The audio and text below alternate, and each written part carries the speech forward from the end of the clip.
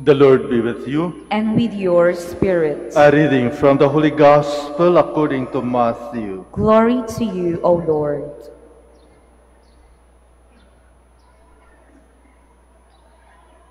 Jesus told his disciples this parable. A man going on a journey called in his servants and entrusted his possessions to them. To one he gave 5 talents, to another 2, to a third 1,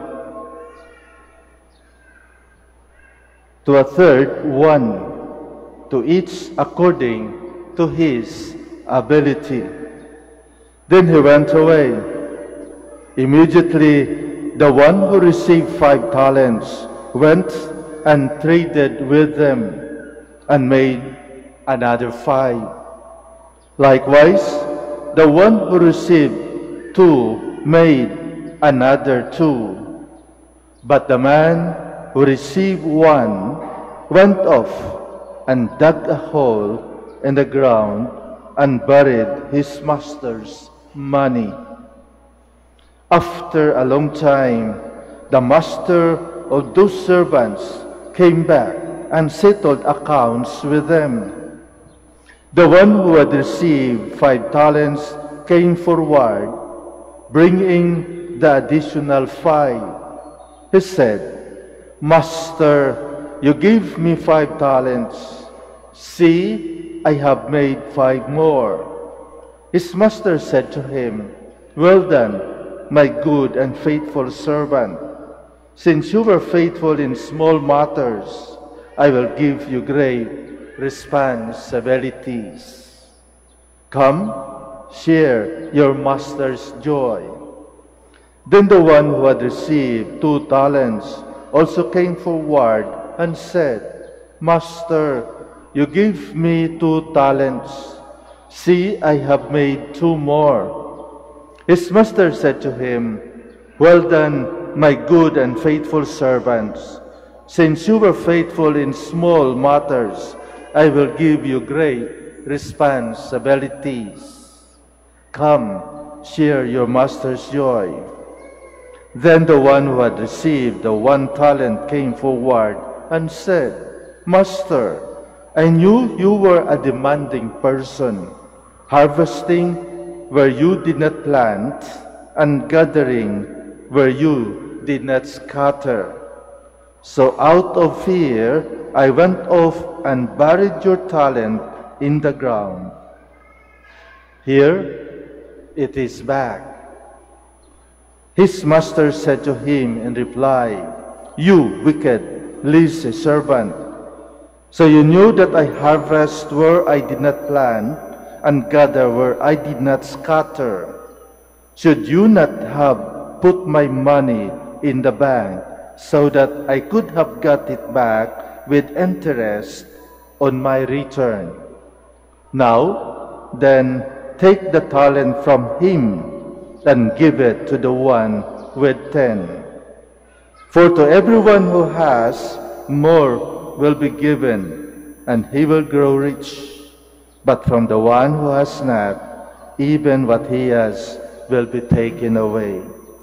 And through this useless servant into a darkness outside, where there will be wailing and grinding of teeth." The Gospel of the Lord. Praise to you, Lord Jesus Christ. Please be seated.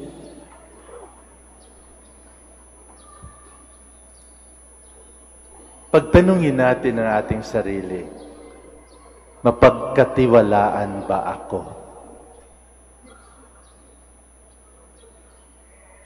Can we be trusted?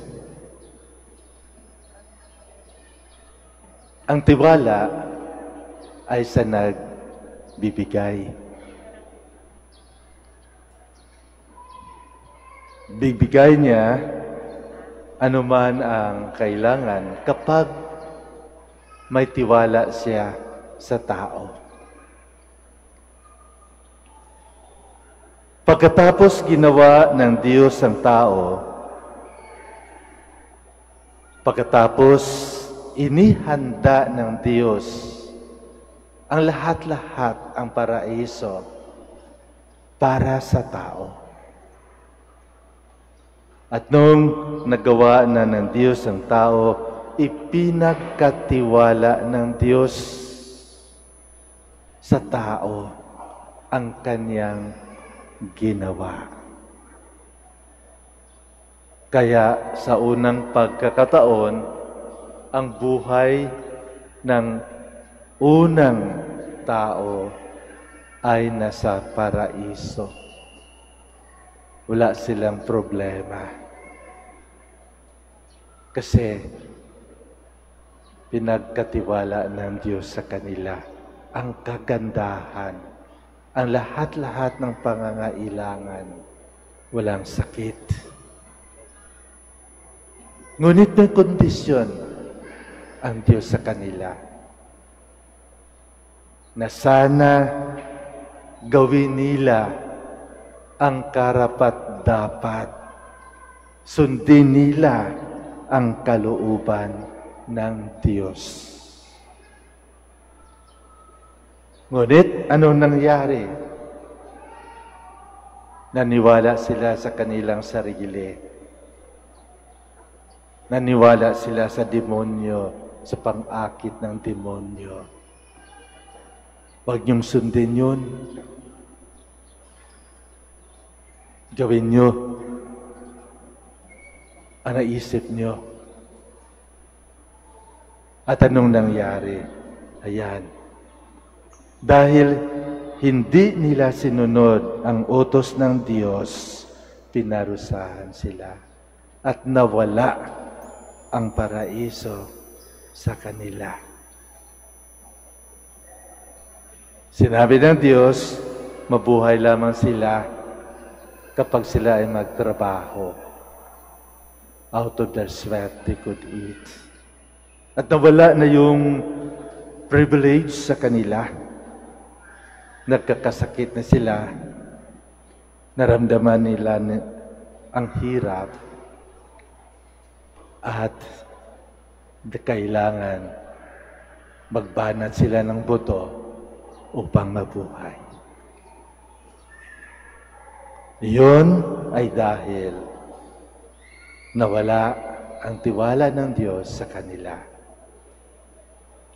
Kaya ang tanong ko kanina, mapagkatiwalaan ba tayo? Hindi lamang ng Diyos, ngunit ng ating kapwa. Dahil ang tiwala ay isang pribilehiyo na nanggagaling sa nagtitiwala. Mga kapatid, kung tingnan natin ang buhay natin, pinagkatiwalaan tayo ng Diyos sa tatlong bagay. Una, pinagkatiwala ng Diyos sa atin ang ating mga sarili. Higit sa lahat ng ating katawan. Ipinagkatiwala ng Diyos ang lahat-lahat ng ating pagkatao. Tapat ba tayo na sa pagtiwala ng Diyos sa ating katawan, ginawa ba natin ang karapat-dapat? Inalagaan ba natin ang ating katawan? Nung lumabas tayo sa sinampupunan ng ating ina, walang galos, malinis. Diba? Walang diferensya, perfect. Ngunit habang lumalaki tayo at nakikita natin ang ating sarili sa salamin, at naririnig natin ang mga sinasabi ng tao, ang pangit mo, ang ganda mo. Anong ginagawa natin? Sa narinig natin sa mga advertisement, sa mga ads, kung paano natin pagandahin ang ating mga sarili at kung paano natin sirain ang ating katawan. Ang tanong, naging tapat ba tayo sa Diyos? kanyang regalo sa atin, sa ating mga katawan na dapat natin alagaan. Pangalawa, ipinagkatiwala sa atin ng Diyos ang ating mga kakayahan, ang ating profesyon, sa ating trabaho. Ang lahat-lahat na yan ipinagkatiwala ng Diyos. Marami sa atin ang nagdarasal na sana po makapaghanap tayo ng trabaho, sana po makapasa ako sa mga board exams, sa mga interviews upang magkaroon ng trabaho. Ngunit, tapat ba tayo sa ating mga trabaho? Ginawa ba natin ang karapat-dapat na gawin? Are we honest to our profession? Kung saan inirigalo ng Diyos sa atin, ipinagkatiwala ng Diyos sa atin. Naging tapat ba tayo na maging inhenyero? Maging tapat ba tayo sa ating pagka-abogado, sa ating pagka-doktor, sa ating pagka-magtuturo, sa ating pagka-guro, o sa ating pagka-janitor, sa ating pagka-driver, sa ating pagka-kasambahay? Nagiging tapat ba tayo? Hindi ba natin pinabayaan ang ating trabaho? At hindi ba natin ginamit sa pagnanakaw, sa pandaraya, ang ipinagkaloob sa atin ng Diyos na dapat natin gamitin para sa ikabubuhay natin at sa ikabubuhay ng ating kapwa? Tapat ba tayo sa grasya ng Diyos, sa ating profesyon, sa ating trabaho, sa ating kakayahan? Pangatlo, ipinagkatiwala sa atin ng Diyos ang ating community, ang mga tao sa paligid natin. Unahin natin sa bahay. Tapat ba tayo sa ating pamilya? Yung mga tatay, nagtatrabaho ba para sa kabubuti ng kanilang mga anak, ng kanilang asawa, ng kanilang pamilya? Yung mga nanay, tapat ba sila sa pag-alaga ng kanilang mga anak? Hindi ba nila pinapabayaan ang pag-aaral ng kanilang mga anak? O tapat ba sila ang mag-asawa sa kanilang mga asawa? Sa husband, ipinagkatiwala sa iyo ang iyong wife. Tapat ka ba sa kanya? Hindi mo siya ba dinagdagan? O hindi mo ba sa papalitan? Tapat ka ba? Ganon din sa wife. Tapat ka ba sa iyong husband? Hindi ka ba naghahanap ng iba? Ito lahat ay binigay sa atin ng Diyos o pinagkatiwala ng Diyos para sa kabutihan ng lahat. Ito yung mga talento na sinasabi sa atin ng ating Panginoon sa Ebanghelyo, sa mabuting balita. At kung tapat tayo sa ipinagkatiwala ng Diyos sa atin, sa ating mga katawan, sa ating profesyon, sa mga tao na ipinagkaloob niya sa atin, sigurado, dadagdagan pa ng Diyos ang mga pangangailangan natin. Sasagutin ng Diyos, at kung tayo ay nagdarasal sa pamamagitan ng intercession ng ating mahal na ina, sigurado na ibibigay sa atin ng Diyos ang ating mga pangangailangan. Kung inalagaan natin ang ating mga katawan, sigurado hahaba pa ang ating buhay. Kapag hindi natin inaabuso ang ating mga sarili. Kapag tapat tayo sa ating mga profesyon, sigurado na sa ating pagdarasal, ibibigay ng Diyos yung bagay sa ating ginagawa, sa ating katapatan.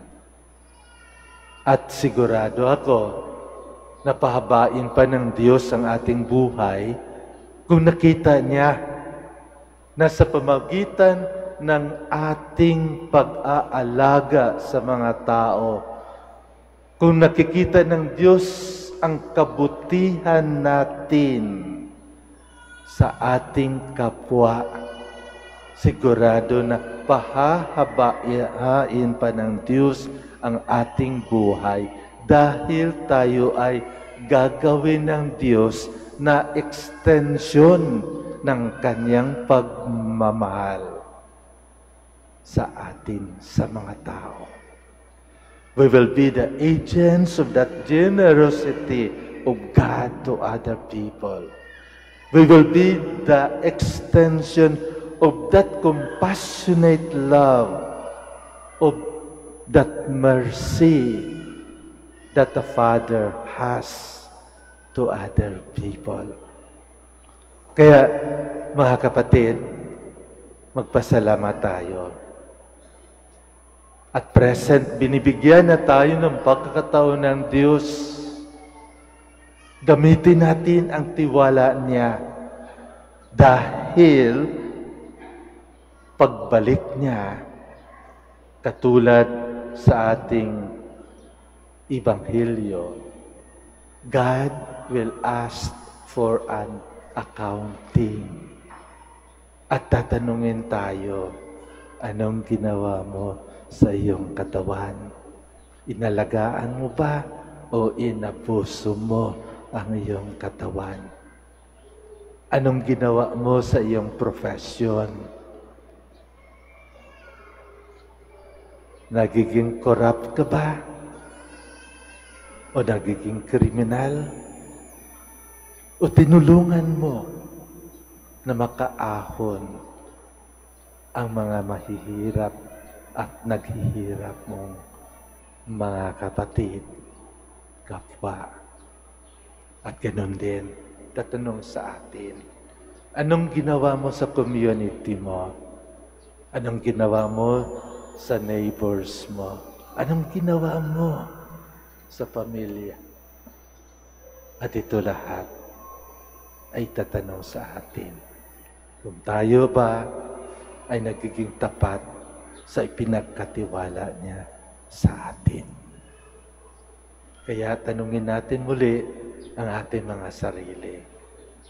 Mapagkatiwalaan ba ako ng Diyos?